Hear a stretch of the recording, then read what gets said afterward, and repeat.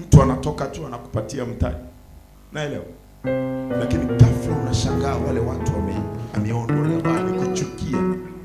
Anasema Bwana wewe pambana kivyako, kumbe adui ameshazunguka akakuondolea mvuto katika ulimwengu wa roho. Kwa yule mtu hakuoni kama mtu unaipasa tena kupewa ule msaada. Kazini kuna wakati unafanya kazi, lakini baada ya hapo unashangaa tu pale kazini watoto wanakuchukia. Haujajibishana na mtu, lakini roho yako kataliwa imeingia ndani. Unashangaa unafukuzwa bila kosa. Alafu wanaopunguzwa, wewe jina lako ndio linakuwa la kwanza. Haleluya. Sio hali ya kawaida. Unaelewa? Kuna mtu unaishi, majirani wote wameshakukinai, wanakuona wewe ni mchungu. Kumbe roho ile imeshazalia.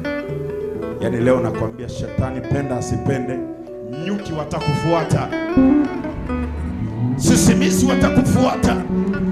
Nakwambia utajiri utakuja wenyewe. Hata kama kuna watu walikuwa matajiri wakaporomoka, leo utarudi kwenye levo yako katika jina la Yesu Kristo wa Nazareti.